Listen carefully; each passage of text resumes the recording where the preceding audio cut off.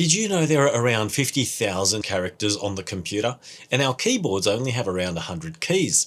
So how do you go about typing all of those characters accurately and quickly?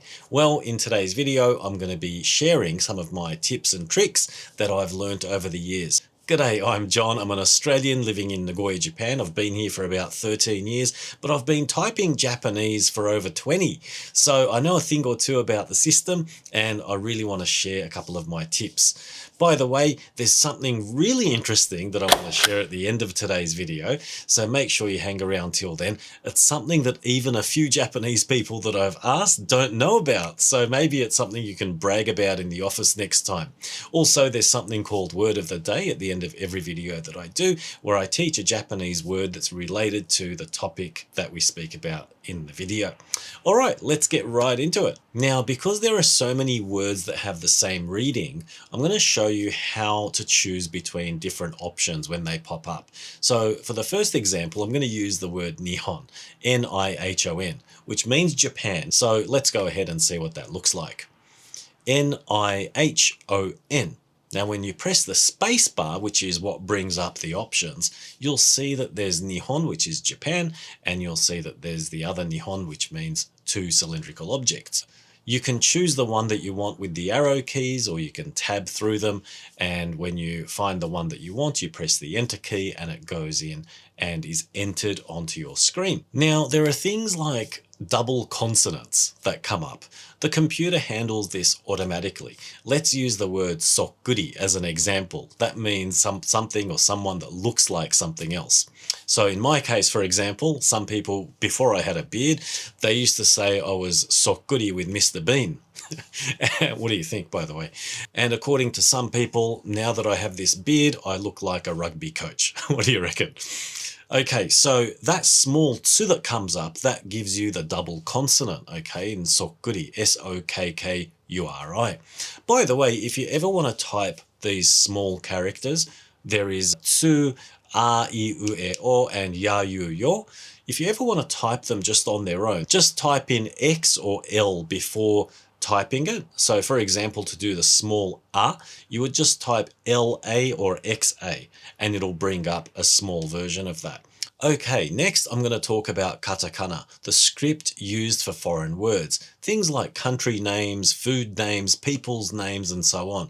Let's use my name, John, as an example, J-O-H-N. Okay, so in Japanese, it's John, like this, and to type it, you would just type in J-O-N, and you press the space bar and you see that katakana comes up automatically. If for some reason you want to force katakana, so let's say there's a Japanese word like Nihon, and you want to write it in katakana, you would type it in as we did before, N-I-H-O-N. You can press the space bar and cycle through until you see the katakana version, but this could take a while depending on what you've typed. But if you wanted to quickly and directly jump to katakana, you could just press on the F7 or F8 keys or the muhenkan key. Okay, F7, by the way, is the shortcut for full width katakana, and F8 is the shortcut for half width katakana. This will come up every now and then when you're filling in forms or something. They'll specify a certain type of script, but you'll know what it is when it comes up. Next up, I want to show you how to do full width English. This is something that doesn't come up often, but it does come up every now and then. So if you ever want to do full width English, all you have to do is type it in like normal. So I'm going to type in J-O-H-N, and you'll see it looks a bit funny on the screen. But as soon as I hit the F9 key, you'll see that it cycles through and it shows the English in full width version. It also cycles through different capitalization, so that's also handy if you need it. Next up, I want to talk about brackets. Now with brackets, there are a few different types in Japanese, and in Japanese they're called kako, K-A-K-K-O. Now the quickest way to access all of them is to just type in kako and hit the space bar, and it'll bring up a whole bunch of variations. So all you have to do is choose the one that you want and press enter. Now, there are a whole bunch of other interesting shapes and characters that can be used when you're typing in Japanese that we don't have on English keyboards. And this is really, really handy. Once you get used to these, you actually start missing them. Once you go back to typing in English emails, it's like, damn, I wish we had those in English as well. You can find them in things like Word or PowerPoint if you go into the glyphs area, but it's a pain to find them and a pain to bring them up. And depending on what font you're using, I think it can cause some issues. But in Japanese, all you need to do is type in the word. So if you want, say, a circle, you just type in the word maru and then press the space bar, and you'll see that you get a whole bunch of different types of circles. You get one that is filled in, you get one that's empty, it's just an outline, and so on. If you type in hoshi, which is Japanese for star, you'll see that the same thing happens for star. One of my favorites though has to be arrows, and you just type in the word for that, which is yajirushi. And when you press the space bar key, you see a whole bunch of arrows come up, pointing in all directions, and there's even different shapes. There are also triangles. You can just type in the word for the triangle, which is sankaku. Okay, as you can probably imagine, this is quite a big topic, and while I was making the outline for this video, I realized that it's a real rabbit hole. I could have gone into the different romanization types. There's all different styles. There's Hepburn, there's kundeishiki, and all, there's another one. But I thought for the sake of keeping this video clear and concise, I will just limit it to the important functions. But I think maybe in a future video, if you guys are interested, I can delve into those topics in more detail. But hopefully this video has been useful and shown you a few useful shortcuts that you can use when you work with the Japanese language on the computer. Now, I promised a very interesting tool that I wanted to talk about. At the beginning of the video, I said I'd be mentioning it here at the end. And that tool is called the User Dictionary tool. I think I've got that right. It's something along those lines anyway.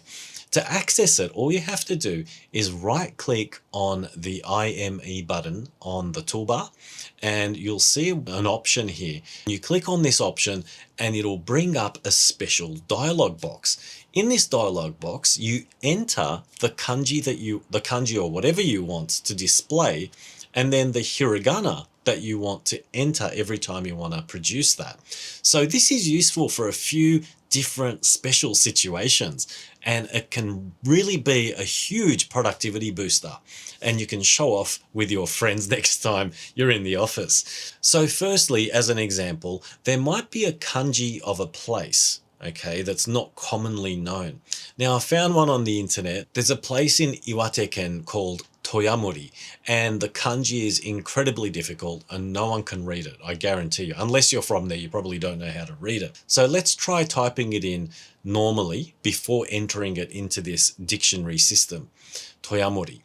So as you can see, the option's not there. It's supposed to look like this.